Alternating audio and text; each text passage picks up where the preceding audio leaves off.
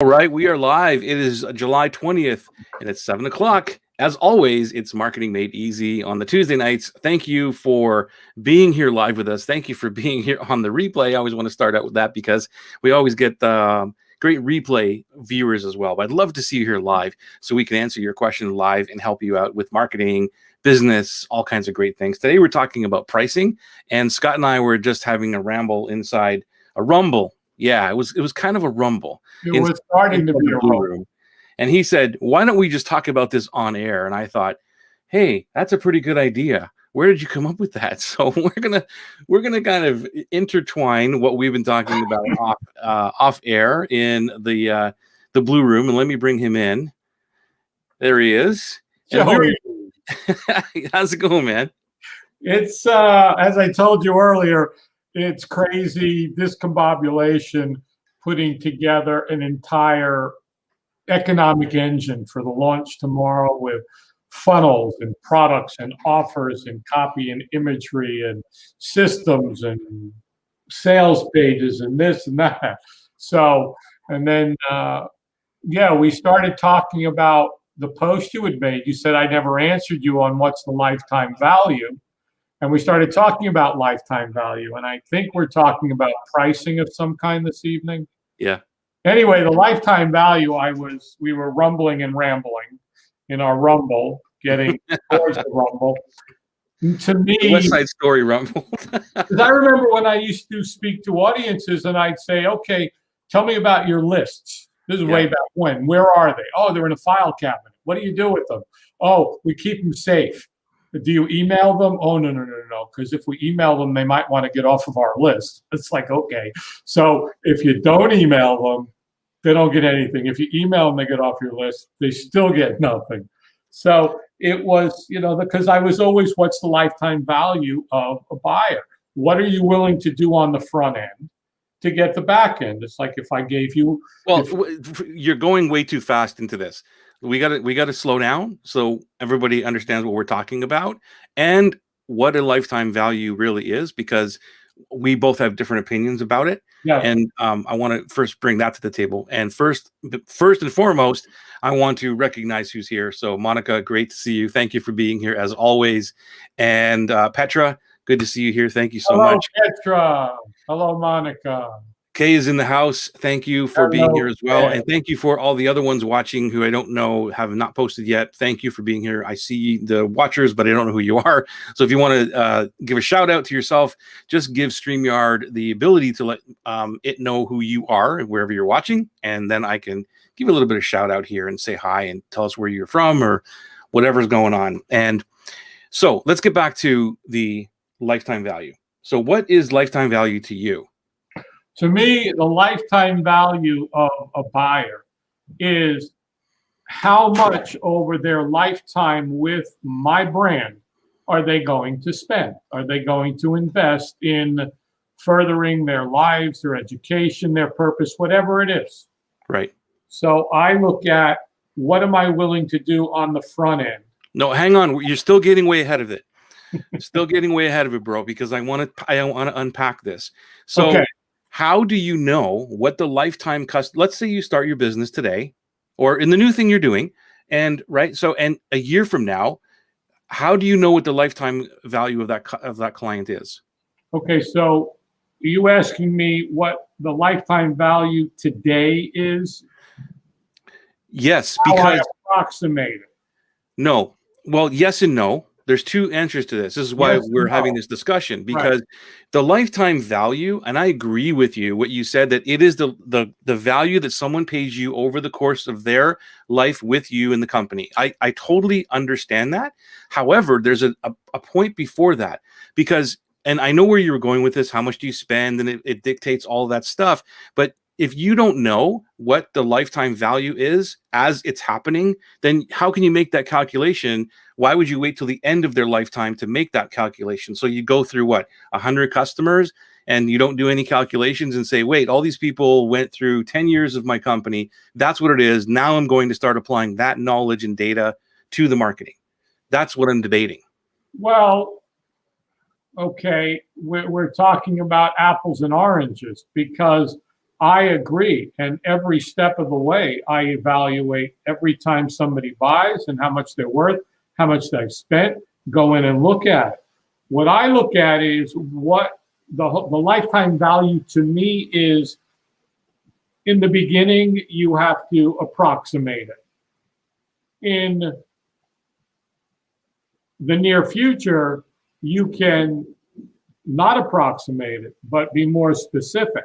So that's a lifetime value up to where they are, right? Like if you have data, like at least 3 months of data, which is really small data anyway, 6 months data, you look back and say, okay, I've sold this much of this product to this dream client.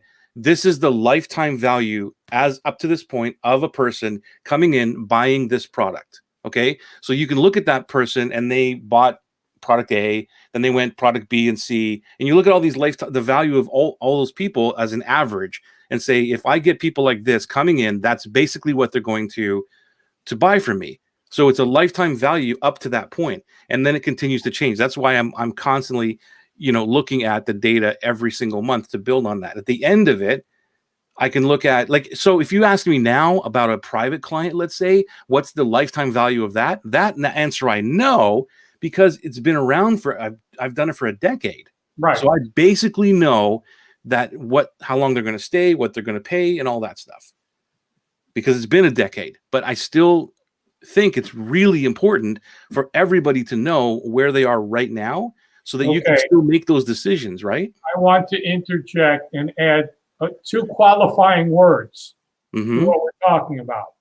I believe you're talking about the current lifetime value of a buyer, which is everything up till today.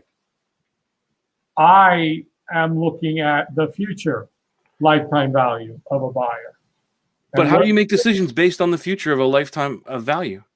Based on what I know I have coming, what I know the buying habits of Scott, you're saying the same thing I am. You're predicting it based on today's current number. Yeah. So it's still lifetime. Like the lifetime of it's up to right now. This is what the customers paid up to now. And based on the knowledge that I have, I'm willing to bet that the future of this is going to be XYZ based on new customers coming in. And that number will probably change over time.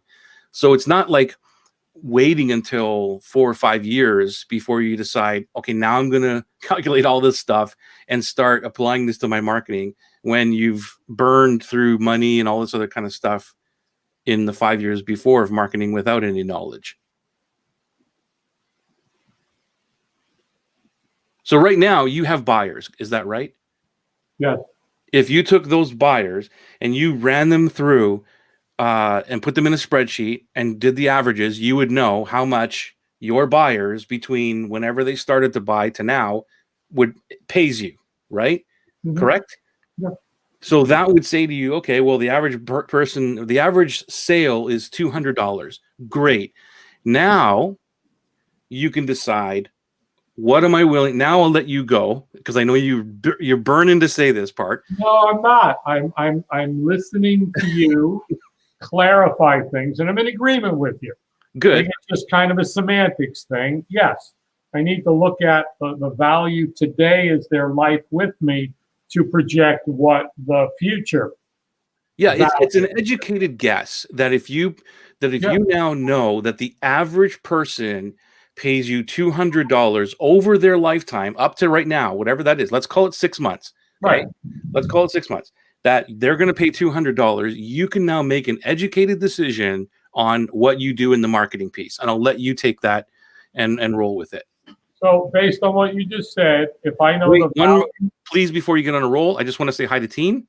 So, hey, Teen, didn't forget about you. Just wanted to recognize you, because I know Scott's going to go on a roll here, and I don't want to stop him. Go for it. What were we talking about, Joey? So if we take, nice storm here, so who knows? It's all good. Yeah. If we take that $200 from 6 months of purchases, so we say, okay, if that person over 6 months has made purchases totaling $200, we could probably presume pretty accurately that over a year's period of time, they'll give us $400, another Right. 200. That's a good point too. Yep. Okay. If they continue buying, yeah.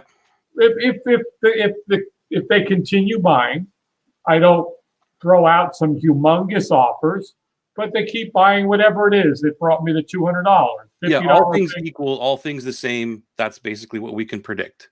Right. So let's say that I know that's going to happen, $400 for the year, and I expect the average person will stay with me for, I'll go low and say, if I do my job well, they'll stay with me for 2 years. It's much longer, but I'm just going to say 2 years as a low ball. So that's another $800 without doing anything, without adding additional higher price things. Fill in the blank. There's 100 things we can discuss to fill in that blank. So now I look at, I've got $1,200 potential return. So now what do I invest? What am I willing to do to acquire that buyer? And it goes to the adage of, Joey, if you gave me $1 and I gave you back 4, how many dollars would you give me?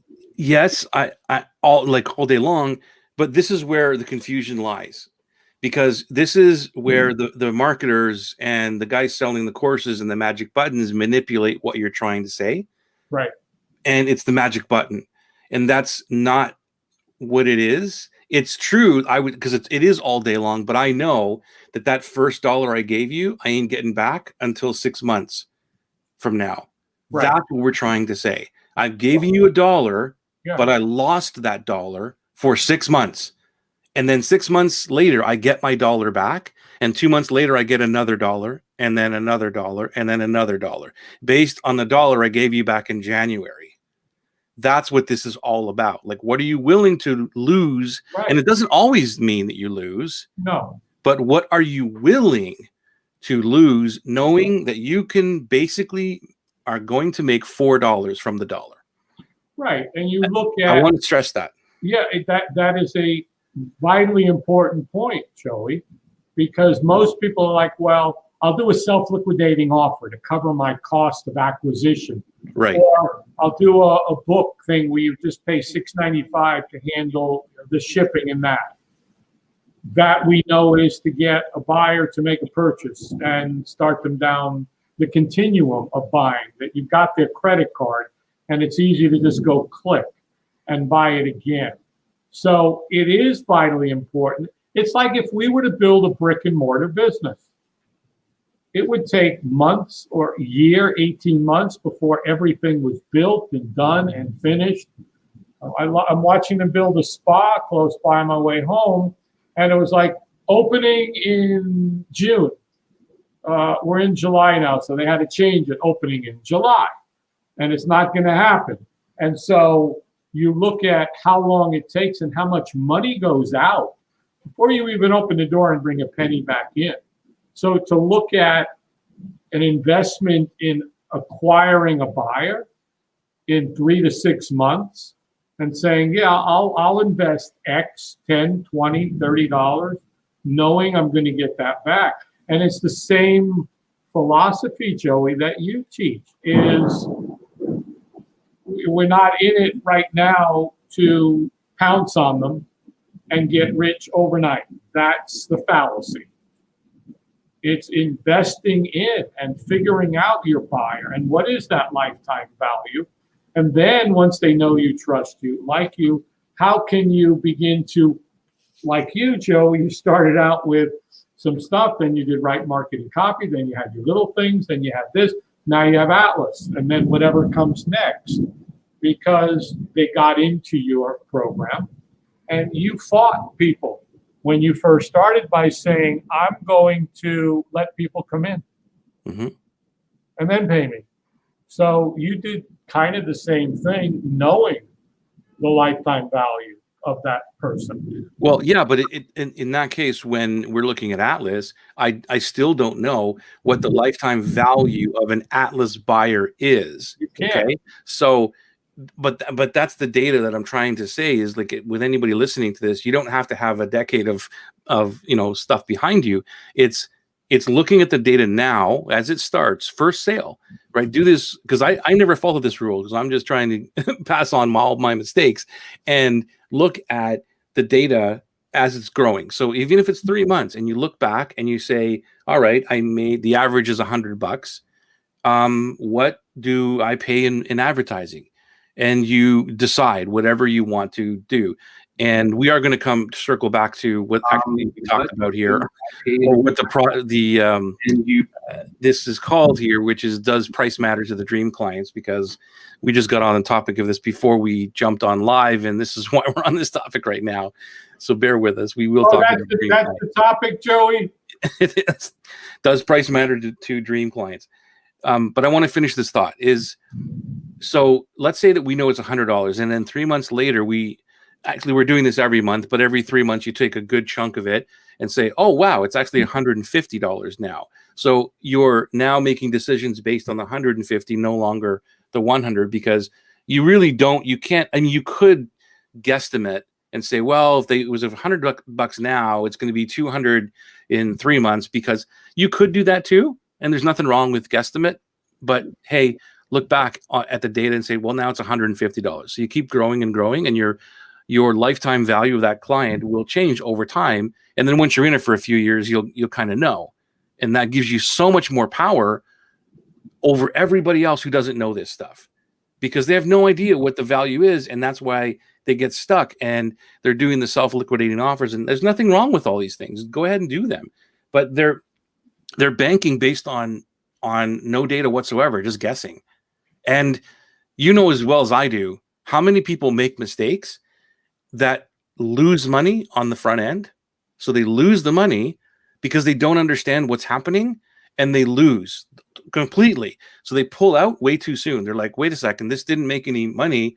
And they pull out of the thing. Meanwhile, they could have had this amazing ad happening, or a lot of opt-ins, or something like really working, but all they see is money. They're like, wait, man, I didn't make any money here. Right. And they pull out and they screw themselves. Well, totally agree, Joey. And that's kind of the whole philosophy these days in the throttle Facebook with your ads, get shut down, drive traffic to an opt-in page, to a landing page, to a lead magnet, get them to opt in, put them in the sequence. Yeah, that makes sense if you do it the right way. If you then learn from the Ragona emails on what value is as you build it, and then say, hey, like we've talked about, by the way, super PS, I've got these cool things that could help you get this result a little bit quicker, a little bit easier, or I can help you in different ways. So yeah. The whole philosophy, Joey, that you've come to teach and embody is the fact that if we want it overnight, then this is probably not the thing to do. Yeah. Let me give you a practical example here. Let's say hi to Angel. She just joined us. And there's Angel. Good to see you. And actually, we'll answer a couple questions here. This one from Teen: is this what house builders do when they price a new build? I think you're talking about. I don't remember what we're talking about there and what that relates to. Maybe give us a little bit more context on that one, Teen. And this one, and people who do not have a yellow brick road of products often do not care about the longevity of a client's value over lifetime. Right. Yep. Well, I think, just going to K's, even if it's not a lifetime, again, even if it's not a yellow brick road of products, that one of my company's models right now is a yellow brick road of products, because that's the model for the purpose of what we're doing. When it comes to my marketing, funnel architecting, there's no yellow brick road of products. There's kind of one thing or one level of service that leads to higher and higher and personal coaching, just like you do. Yeah. So, well, okay. So let me give a practical example, and maybe you can add something to this, Scott. So if let's say we'll go with the $50. No, let's go with a $500 value that a client is going to pay me. And so actually let's do $1,000. Let's say it's $1,000 program, because that's easier. The math is easier. $1,000 program. And I'm not saying do with Facebook ads or anything else, but it works more when you're paying to get dream clients into your world. So I know it's $1,000. And so if I'm willing to pay, it is my choice. There's no right or wrong answer to this, because you might have a different answer than me, and you would say I'm only going to pay $10, and I'm going to say I'm going to pay 25, $50 or whatever, right? So if I'm willing to pay even $1,000 in ads without anything coming back, without nothing, and I have built a list of dream prospects. Let's even say it's only 100 of people, 100 dream clients. I've paid $1,000 for them. What's the math on that, Scott? Is that $10? $10. That's what I thought. Okay, so it's $10 a lead that I just got, and my intention is, okay, well, I'm going to offer these 100 people my program for $1,000. So in the hopes of one of them purchasing for $1,000, okay, and so I paid $10 to get that person in, one person. And that's where the marketing comes in play afterwards. The back end is the intention is I'm going to make this buy 10 times what I paid for this client. And once one person does that, because I'm very hopeful and I've got my product proven, and I know somebody's going to buy it, I've just 10x'd my investment on the one person who bought it. And it may not be immediate, it may not be right as soon as I paid that $1,000. But now I've got 99 other people who are potential people who would now buy the same product. And that's only one product. If I had two products, I could do it again, all over again. And I bought that person for $10.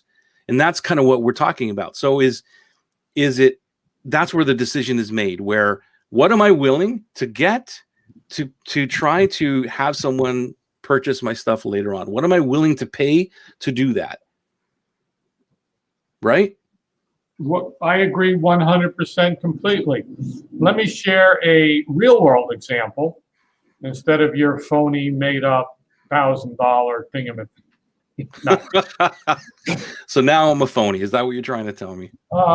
Sure. Go for it, bro. Okay. So we had a client come to us who was really good with Google AdWords. He was able to get 1,000 people to click on his ad, and it cost him $1. So it cost him 1,000. Yeah, it was $1,000 to get 1,000 people clicking. Of those 1,000 people, nobody bought. Zero. So, well, clicking is different than opting in. So you're saying they clicked and opted in? Yeah, but didn't do anything. Okay. So he got 100 people to opt in. Okay. 1,000. So what was the problem here? He kept doing it, and he said, I figured out Google AdWords. I'm able to get somebody to opt in. Nobody bought anything because he was trying to go figure, a cold opt-in to a multi-$1,000 sale. Right. So what's the first thing you do? You go look at, well, if they're opting in, there's something wrong. So let's change the funnel. Let's change the initial value. Let's give them something of value that they can consume quickly, and then give them an opportunity for something else.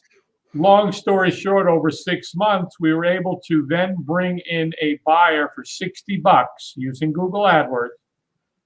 The ROI was $667. So whatever that is, 100 times, 10 times ROI, would you put out 60 if you knew you were going to get $667 back? Yeah, the answer is always yes, but we don't know that.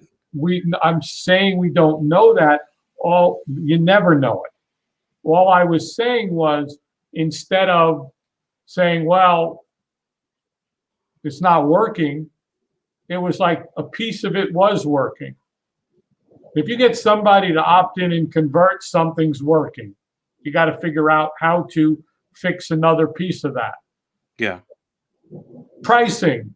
We're gonna go to pricing now. So Angel would pay $10 to get a dream client. How much is your dream client worth? And so it depends on like the $10 for sure. That's a no brainer. If my example was true, then for sure I would be spending thousands of dollars, like no problem. Right. Yeah. It would. So would I spend? Let me reduce it. If I spent $1,000 and I got 2 people to opt in, right, and one person bought. Yeah. Or let's say no. Let me back it up. I spent $500 and I got 2 people opting in, and now the person bought $1,000. Would you do it, Angel? Right? I would. I would. Right? Because I just spent $500. I got one person. I doubled my investment, and now I've got another person sitting there that is a potential. I got 100% return on my investment. You can't get that anywhere. You doubled your investment. Well, whatever the number is, you double 100% return. You double your investment. I don't know where you can do that. That's right. At all. And she said that she was there to watch the example that you just gave, which was phenomenal. Yeah. And she also said that a client would be over 100K. So what would you pay to get a 100K client? Yeah. Like a $10, I would guess that it would be way more than $10 that you would be willing to buy that client for. Well, Joey, it's kind of like years back, if somebody potentially wanted to hire me and the price for my programs, training, seminars, the thing was like 30 to 50 grand. I jump on an airplane and go fly wherever they were. Sure. Get a hotel and rent a car, and it cost me a couple of grand. Yeah. That's the point. It's the same thing. Again, it's like if we were to build a business. Oh, I'm going to read this one. Okay. From Kay. Or like Atlas, I invested $1,500. And I got 5 people, total of $5,985, a profit of $4,485. That's just the initial profit. Right. That's Thank you, Kay. Right now, Kay. That's amazing. And so rinse and repeat. Whatever she did. Hang on a minute. Because if I'm right, hang on a minute. Keep going, Scott, but I want to do a little math here. Keep going. Okay, you do the math and see what that ROI was, and it's probably 15, 32, 45. It's like, 3 times ROI. So wait a second. So here's what I wanted to say. Kay, does that include the person who prepaid you for the next one as well? That's what I'm curious, because I just did the math and it works out to $1,197. So it might be that other person is included. Is that right or not? Because what happened? Oh, it does include. Okay, cool. Yeah, so that's a great profit. Awesome. Well, and I think she did it with basically just got out and did something. I've been reading a little bit of it. So, 4 at $997, 1 at $1997. So that's what she did. Is like the 4 people bought like immediately at $997, and then someone didn't join this cohort for her and prepaid her $1997 for the next one, because everything I teach is like always increasing the cohort, going up, and that was brilliant. Like what she did, it just freaked me out. So congratulations, Kay. So this evening on Marketing Made Easy, we're talking about pricing and how does it affect the dream client. Is that correct, Joey? Well, does price matter to dream clients? No. Okay. And the reason is? I believe that once somebody knows you, trusts you, likes you, is become part of your tribe, and most importantly, has benefited in whatever ways they had hoped that they were going to benefit, price is not an issue anymore. Yeah. It's okay, I need this, this, this, and this. When you get to that point with your dream client, and I'm sure part of your dream client avatar is people that have the money to invest in what it is that you're doing. And if you say to a dream client, what's the difference between $2,500 and $3,000 to a dream client? I don't think it's a lot. What's the difference for some between 10 and 20,000, 50 and 100? Depends on who the dream client is and where they're at. So I've known over the years that price didn't matter to my dream clients. because they wanted what I had. They wanted the results that I could give them and everything that was part of it. Bingo. That's exactly what it is. It's like what they want is not tied to the money. Like it's tied to what you are bringing, right? Your guidance, your experience, your results, all that stuff. That's what is more important than the money. I'm not saying that a $20,000 investment is not they're not gonna go, oh, okay, right? But they will, and I've proven this. And Kay was in this last cohort with Atlas, and there is one person that I'm thinking of right now who admitted that she fought tooth and nail to get into Atlas because of the result and made it happen. And it wasn't where, I'm selling my house and my car and all this other stuff, but it was it was like, I'm going to make this happen because I want that result.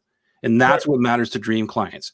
So Kate's saying, so who the person paid $19.97 and instead of $9.97 said, just charge my card and ting me when the second cohort goes.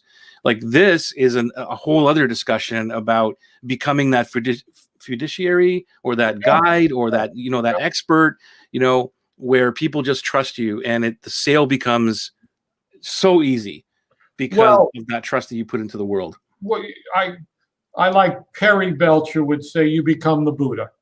Your system, your process, whatever it is that creates results. Look at these fitness gurus who produce results for people in their whatever way it is. People want to follow them. They want to be part of that tribe. They can't get enough of it. Yes. We talked about the fact that eventually we do live events, and people pay lots of money to come to live events. And when they're at the live event, it's kind of like Disney. That's when you can make huge offers. I would do these 1-2 hour talks at little association gatherings, and I would do it for free. And I would have the opportunity, after being with them for an hour or two, teaching them a lot of stuff, and then saying, hey, I've got this teleseminar thing. This was before we had Zoom and stuff. And it's either $2,500 to $5,000. The order form's in front of you. Here's everything it includes. And you get 10 people to sign up for that. And then you get on the phone. So again, it's your dream client. I was talking to my dream client everywhere I went. I didn't call them that then. I didn't even know it then. I just knew where to go find my audience. They actually found me and brought in my dream client and said, here, talk to them and sell them stuff. Yeah. And this is a big conversation going on about pricing, like increasing your pricing. It's not just about increasing the prices just for the hell of it, because you want to make more money, whatever. That's a part of it. You make more money, but you make more money with less people, with less energy, with everything is reduced. So you can put more energy and thought and care and everything else into dream clients. Like, it all relates.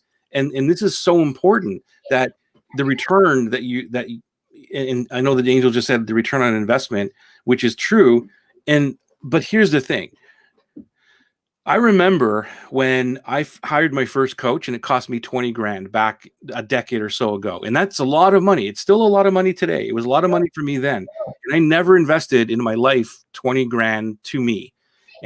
But before that, a couple of years before, one of my best friends, love her to death, she was already in it, like 2 or 3 years in it. And the mastermind thing. And she came to me and she said she hired Greg and all this. I'm like, wow, that's so cool. Like, what did you pay? I think she said 10 or 12 grand at the time. Right. And I thought she was nuts. Like, well, you are insane. Why would you pay somebody $12,000 to go and you're only meeting 4 times a year? Like, why would you do that? Okay.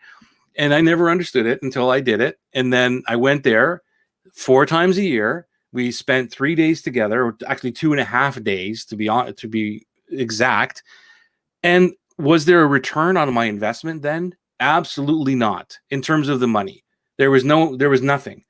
And for years, if I looked back at it and thought, what did I get out of this? But if I look back 5 years, or even today, you hear me tell the stories all the time, meeting the gurus and the people, like, I wouldn't be here because of that. That's the return, right? I never saw it at the beginning. And if I would have, I would have never done it. I would have said, when am I going to get my $20,000 back? And I know that there was a couple people in that group who even felt that way. Yeah. And it was amazing because in an astonishing way for me, because I immediately understood what the thing was, that it was an investment to my future, not knowing what my future was going to be. Okay. And actually as I'm thinking about this now, I did kind of get a return, but not 20 grand, because I got clients right away.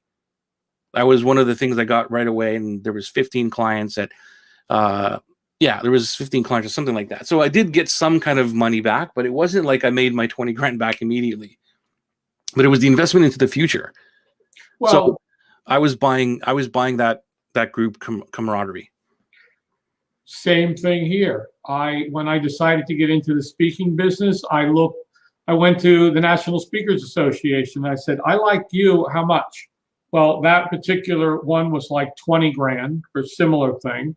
And then another guy was an acting coach. It was 3 grand to fly to Seattle and spend a half a day with him. I spent weekends and days with different people. I flew my team to Arizona to meet with a guy. It was like 15 grand plus everything it cost me. And I didn't necessarily see the return. And then there was another guy who I followed and went to some of his seminars. And it was Vegas one day, and we sat at a lunch table, and I showed him my order form, and he made one little change on it. That alone was worth like 30, 40 grand that year. So you don't know what those investments are going to pay back until down the road. You know what? I want to touch on one thing that you said there, that the one little tweak, and it was a two or 3 years ago on mine, where again, in a coaching group and everything, where I sat with people, and it was, a pain to get to be there. And the one thing that came out of all of those conversations, and they were separate conversations, okay? The one thing that I got from it that I didn't know yet that was going to help me, which is that they said, you know a lot of stuff, you just don't have frameworks. Like, that was basically, if I narrow it all down to what they said, they go, Joey, you're a smart dude, but you just don't know how to teach it. You just don't know how frameworks. And I knew what frameworks were, and I knew it. And so my story, which I give credit to Lorna today, because she said this, and she goes to someone else, your story is blocking you. And that's what my thing was like, my story was blocking me, going, well, I'm not a linear dude, or I'm not this dude of this way. Right. And so I focused on, everybody's telling me this, and I need to change that. So all the money I spent to go to that thing, I didn't get any money back. But now when I look back and I say, all I did was focus on, how do I build a framework to teach what I know? And here we are with Right Marketing Copy. Here we are with Atlas, right? All that stuff. Now, of all that relates way back to 3 or 4 years ago, with the one thing that people saw was missing. It's amazing. And so I want to give credit here to Monica. I have someone who bought my first course 4 years ago at 145, contacted me if I have something else, told her what's coming at $997 and comes with money back guarantee. Answers, that won't be necessary. Oh my God, I love seeing this. That is wonderful, Monica. 997. That's just, This is great. And look at this. There you go. Everybody's applauding you here. I love this. It's making you a better entrepreneur, professional artist, person connected to whatever it is. Yes. Congrats all the way, Monica. Love that. So, I mean, you and I are in agreement that it doesn't matter to the dream client. So what's the problem? What's the mindset, or what's the thing that people listening to this who think, like maybe a Monica years ago, well, I can only charge 145. Nobody's going to pay me 997. And now she just Angel knows the answer to that question. Okay, I'll let Angel answer that one. Angel, you answer that question. She knows the answer to the question. Pricing. We're talking about pricing this evening. And we've kind of actually talked about the topic for a little while this evening, Joey. Yeah, it's pretty good. We're on track with this, which is amazing. I'm impressed with us. So, okay, I believe that there is a 3-letter word that causes that issue, and it's the ego. separating oneself from the product is very difficult because there's ego, emotion, feelings, others' opinions involved. And that's where it runs into, you're going to charge how much for that? I remember I was engaging with a client, and one of the things that we did was determine what ultimately she wanted her business or company to be worth. And she said, it's got to have a 17 in it. I'm like, okay, write it down. And it was, we finally ended up at $117 million. And I said, be careful that you don't tell anybody that, because you're going to tell somebody you're going to build a $117 million company. And what are they going to say to you? But okay, so let me challenge you on it. And Yeah. is the ego the problem? Isn't ego where you think you're it? It's self-worth, actually. It's worthiness. It's being worthy of. Sure, I was just taking a circuitous route to get to self-worth. So it's believability. That's what it is. It's like, I'm not worth that. Nobody's going to pay me. It's about believability, right? For me, that's what it all comes back to is, do I believe in myself? Do I believe in my product as much as I say that I do, or whatever? Do I believe in it so much that I'm going to put myself out there, as in the Atlas, and say, come in for nothing, and if you don't like it, don't pay me, right? That kind of thing.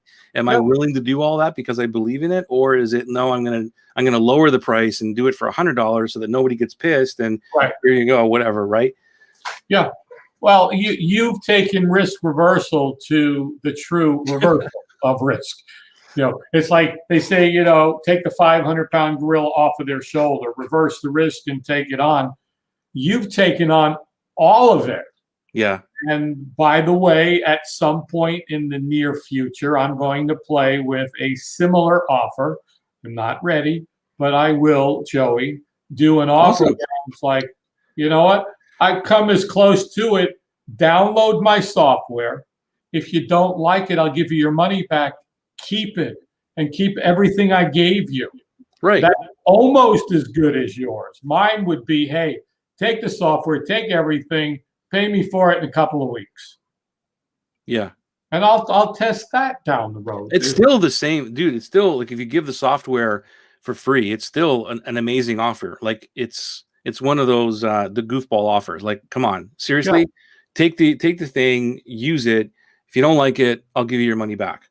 Yeah. Right. It's amazing. And I mean, here's an example of this. It's not, this is where I think we talked about this last week or the week before, where, or maybe it was on a mastermind with my clients. I can't remember where I spoke about this, but we were talking about taking ideas from other industries and like how you can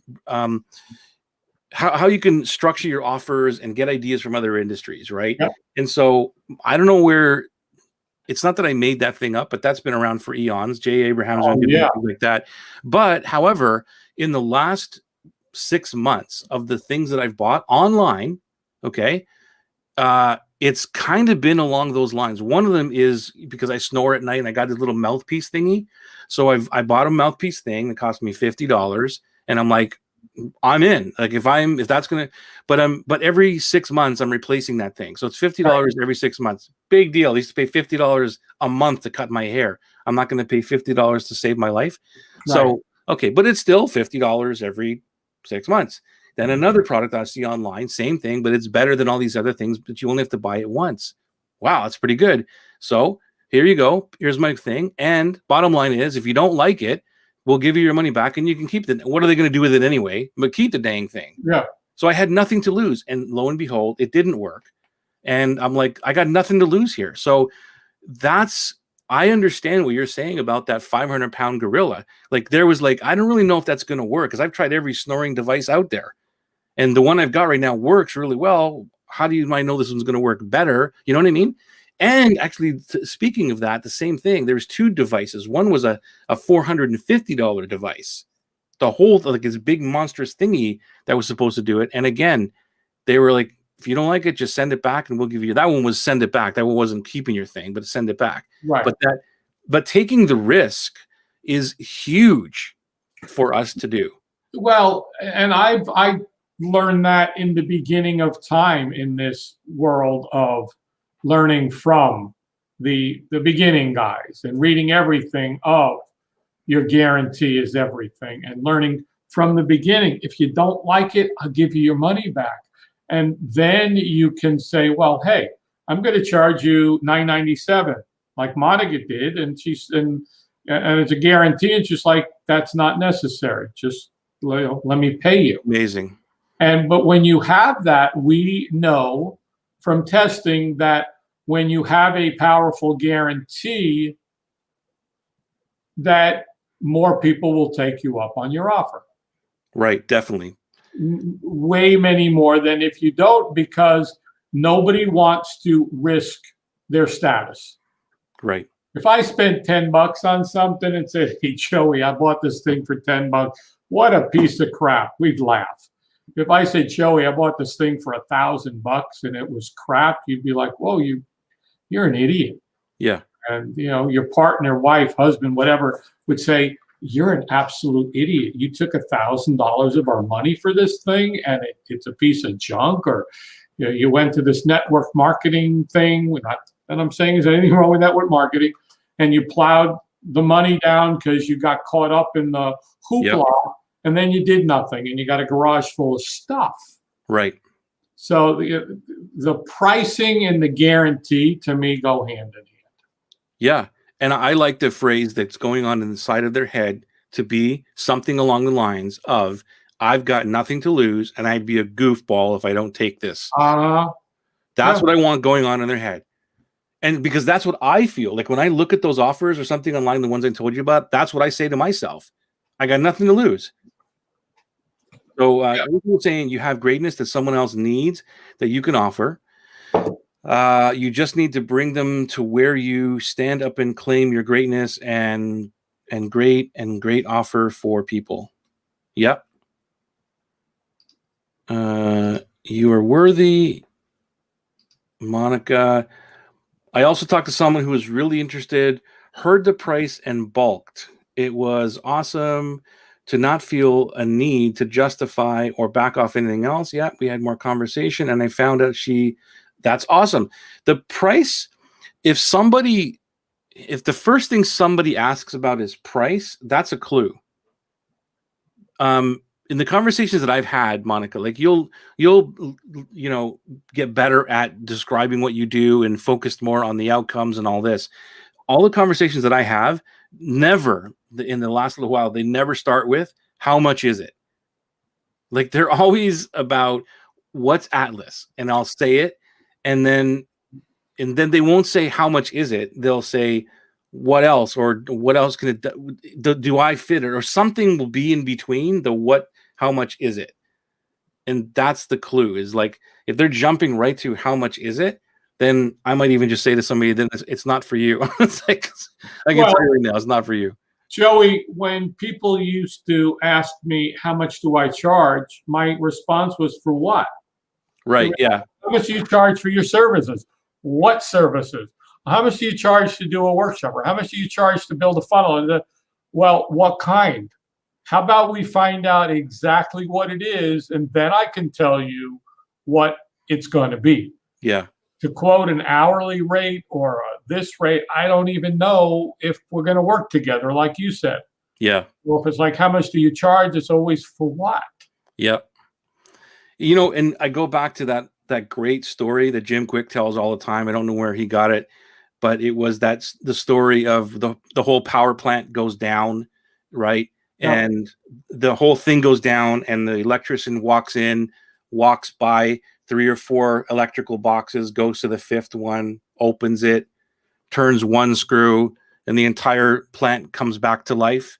And then he gives the bill for $10,000, and the plant manager says, "What's this? Like, you're only here for 2 minutes, 3, and the bill says, $1 for turning the screw, $9,999 for knowing what screw and what box to come, what screw to turn and what box to get to."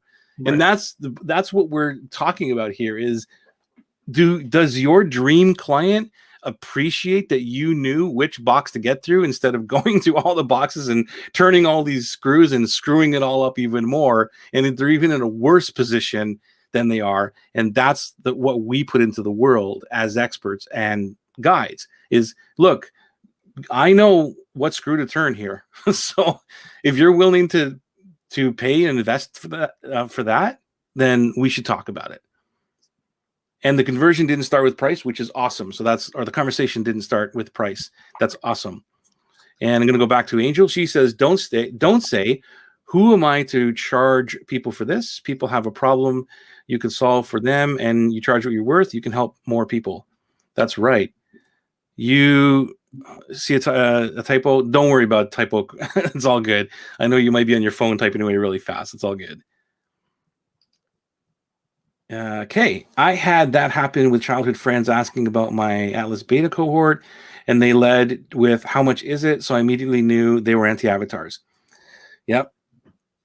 Well, Joey, I've talked about this before, and it's kind of an offshoot of what we're talking about pricing, which was when you start to put out what you're doing and your pricing and your belief in yourself, you need to run it by a board of advisors. You need to run it by people that believe in you 100%, that don't doubt you in any way, shape, or form, that tell you what's possible. Now, obviously, if you said, well, next client I'm going to go after, who's my first client, I'm going to charge him $5 million. It would be up to me to say, I think that is probably not a starting point for what you're doing. Mm-hmm.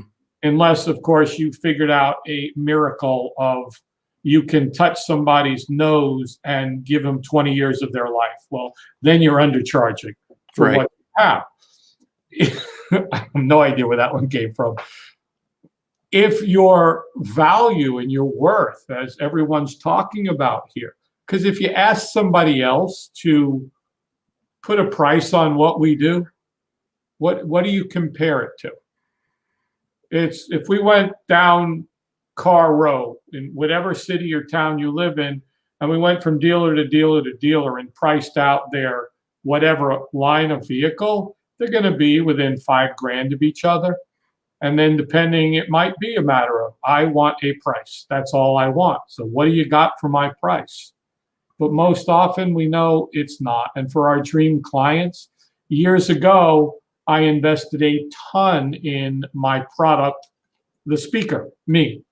And so when I went out, I had great coaches early on that taught me to charge more than anybody else. Yeah. I did. We've talked about that. And it was, well, you're so much more expensive than others. Yeah. Okay. So why? Because the end result of what their people were going to get as a result of hanging out with me for a half a day, a couple of days. Right. And this all relates back to knowing who your dream client is. It's also about investing in that dream client before, because especially if you're charging higher prices, that when they get to the point where they completely believe you, it's an extension of the belief, like know and trust and all that. It is an extension there. Like that has to be there. But you become, as Jay Abraham says, a lifelong guide. Like it's kind of like your financial advisor. Like that's what you are. Your job is to become a lifelong advisor to your dream clients, but you start that from day one. You start that before the exchange of money happens. And this is what, and because when I talk about dream clients and people are, they think it's an avatar. Yeah, that's the avatar. No, it's not the avatar. It is, the avatar is kind of buried in there, but that's not a dream client. A dream client is somebody who is just gold. It's like there's nothing wrong with them. Like you just said, it's like if I give this person this offer, they're basically going to say, this is amazing. Which credit card do you take? Right? They don't say how much is it. It's like, which credit card do you take? Or like, when can I pay for that? It's those kind of things that come up. And that all happens because of the investment that we make into the dream client and understanding what their problems are. Now, somebody can become a dream client. They can be this person who is like, whoa, fast video creator is way too much for me. Alice is too much for me. That's totally cool. And this is where I see so much of this too, Scott, where people think that that's a dead lead. They're like, dude, this person didn't buy. They went through my funnel and they're a dead lead. Like, I just hate that whole terminology. And it's like, they're not a dead lead. They're just not at the position right now to be in the dream client position. And by you giving up on them is what everybody else is doing. You are the exact same as everybody else. You're throwing them to the curb because they didn't buy your stuff right now. And when you turn around and say, no, I have empathy for you. I understand you can't buy this right now. Here's other ways that I could help you, or however that looks like. And this is where this whole thing, that at least my world, and this is what I believe and what I do, is how it's all built, is believing in the person. And yes, there's anti-avatars in there and stuff that they're not the right people, and they bounce because of the stuff you talk about. But if they are people who are awesome people, awesome human beings that are just not in the dream position yet, that's totally cool. What do you think about that?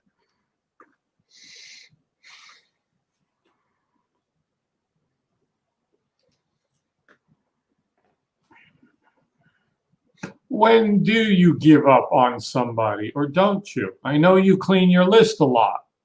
So what is the qualification of that? If somebody is opening my emails, if somebody's interacting, if somebody is trying, then great. You're still part of. You've been through the funnel. You've been through everything. You come to things. You don't buy anything. Are you getting some value? Are you showing up? Are you putting positive energy? You're sticking around. You don't open my emails. Obviously, if you well, you're gone.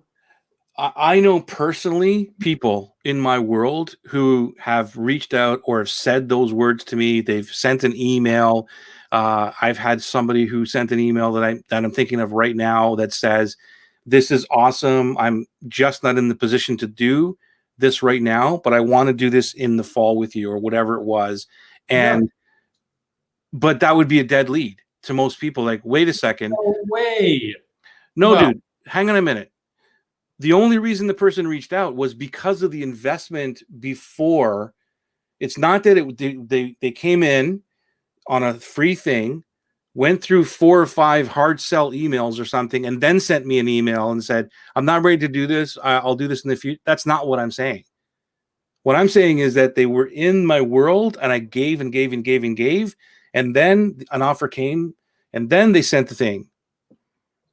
That's what I'm saying is I've invested in the person first. And then because they see that and they're like, this guy is different than everybody else. That's when they reach out and say those things. It's not through a normal email. Now, there are situations too where you're in a regular funnel thingy or whatever, and somebody might email you and say, "I'd love to do this, but my card is maxed. Can you help me out?" or whatever it is, or "Can I do it next month?" or something. Or those things do happen. But what I'm talking about is like the dream client and the higher pricing, like the bigger pricing that says, "I want to work with you in the future." And I don't give up on those people because they're in a position right now that if let's put it this way, if they could do it right now, they would. So whatever situation they're in, why would I give up on that person? Because they are coming to free events or they're doing whatever, because they're engaging. And also what that person does, in my mind, and I could be wrong, and maybe anybody can vouch for this, is they become advocates for you. Even though they're not in your thingy, that they're not the dream client yet or in that position, they're helping you sell to other people just by them speaking about you. It's part of the process. It's part of the journey. Not everybody comes to you as the financially able dream client. Yes, right. You're absolutely right. People have a great desire to improve. They want to pursue pleasure, which to them is success, business, money. They don't yet have the ability. They're working a full-time job. They're supporting a family. Whatever their life situation is, I believe if they show up and try and participate in a positive way, that stick around. I'm okay with it. So when would you give up on a thing? So what's your credential? If somebody does not open my emails ever, and I've said, hey, I've not heard from you, but we've sent you a bunch of emails. If you want off the list, then they're off the list. If they're like, that's to me is dead. But if somebody's interacting, they open an email, they click on something, we give away a ton of free stuff and a ton of free training and free scenes always. And I'm okay with that. If one day you might profit, and if you go out and say, my gosh, I got into this thing, I got the thing for free, and I can't believe what they've given away and the free training, and that will enable me to do what I like to do, make these video things. Right. And maybe one day something happens and someone's like, poof, here's this job or here's this project. And they're like, I'm going to need stuff. Well, who's the first person they're going to think of in that situation, right? Yeah. Is you, the person who helped them and guided them all the way through, not the person who put them through a funnel you didn't buy. Now you're off my list, or you can't come into my group, or whatever it is. I'm not going to answer your question on Facebook Live here because you're not a client or whatever, right? Like, what? Hang on, let me catch up on these and we'll come back to this. The potential client has been following me, but the conversation ended up that she was only interested in half the course. Okay, the pattern making, not the painting part. That's awesome. So I will film my course. I was just going to say that, and make 2 future courses from it. You're brilliant. It's only for those who want the pattern part. And this is why we talked about this a few weeks ago about learning from your market, right, Monica? And you just learned from your market, and you now can have 2 products based on her feedback of, I'm not buying this because I need this thingy. And now you've created another product. That's amazing. Where is it here? Hanging out with Scott is awesome. I agree 100%.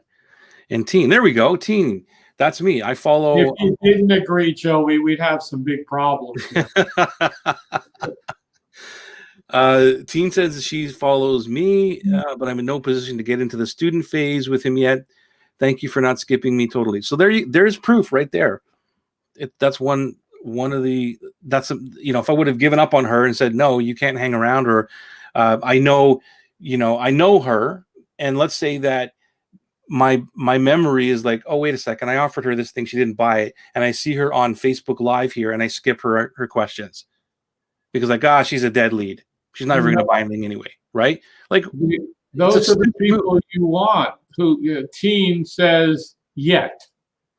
Exactly. Yeah. So in her mind, she wants it. She's just not in a position yet. So why would you deprive her of that opportunity? That's what we're trying to say. But there's a lot of people who will. There's a lot of people who will say she hasn't bought anything. She's been here for 2 years telling me yet I'm not in a position yet, and I'm not ready to go. But if Teen is showing up every week or every couple of weeks and engaging and doing all these things, who cares? What if one thing you say, Joey, makes a difference that changes everything for Teen? Right. That enables her. She hears one idea in a live, in the group. She gets some piece that all of a sudden puts it together, and the overnight success normally takes 10 years, 20 exactly, always to make it.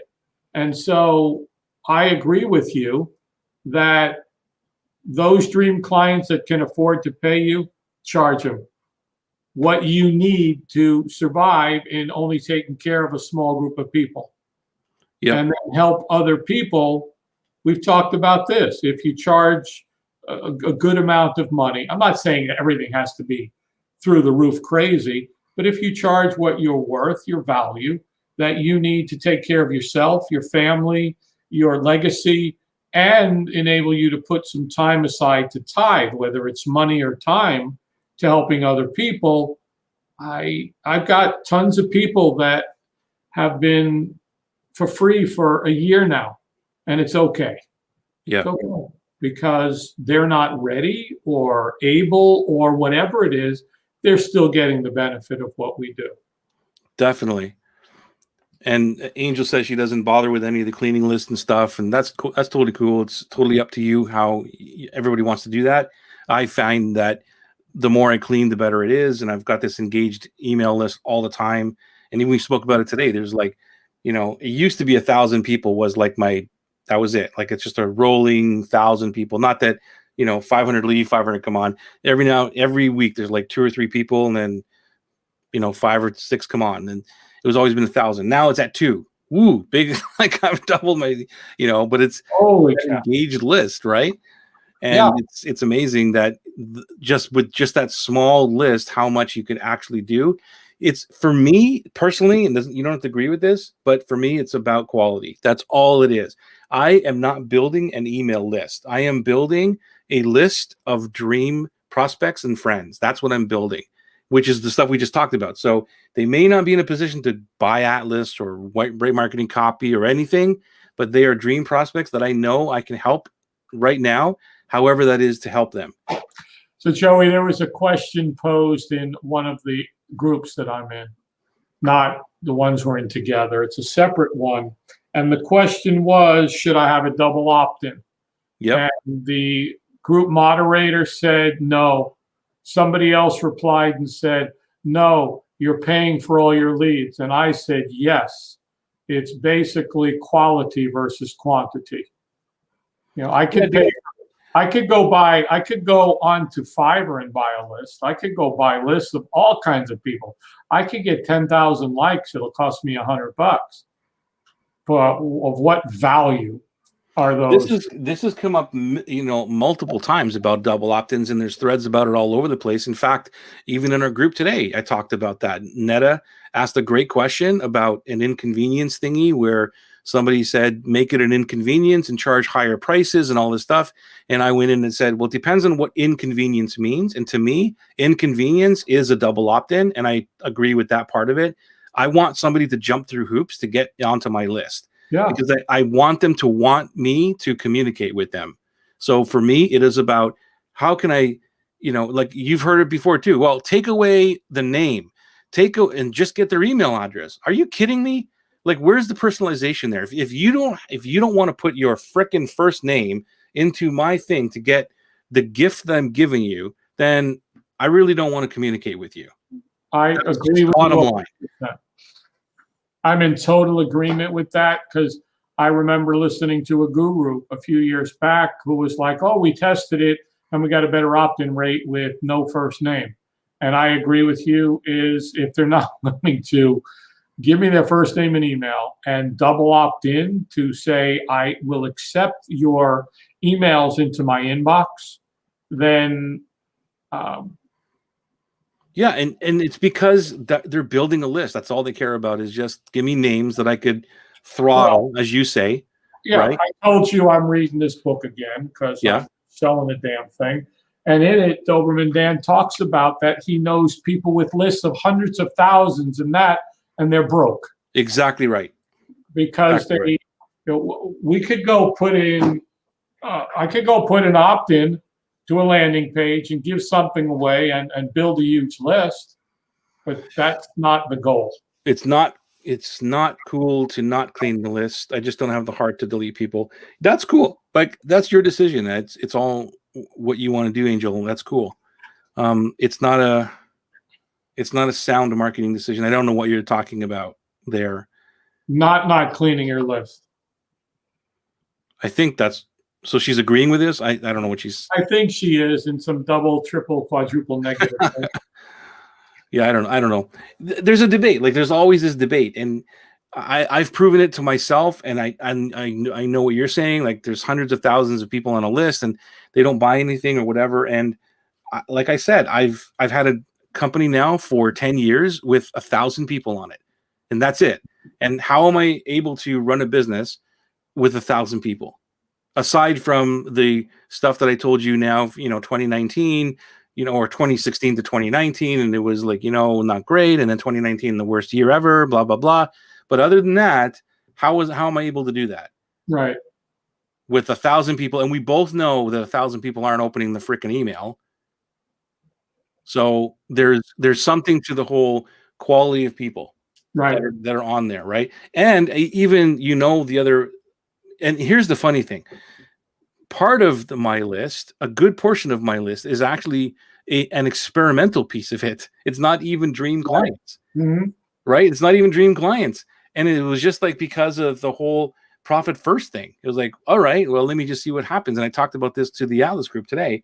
And then I said, well, because I was experimenting with things, and then I said, well, I just started to look at that segment of it and say, you know what? I'm just going to start talking about the stuff that I talk about every day, regardless of worrying, are they a mechanic or are they, because there's all those there's bricklayers, there's, you name it. There's people who have food trucks and stuff, like all over the place on that list.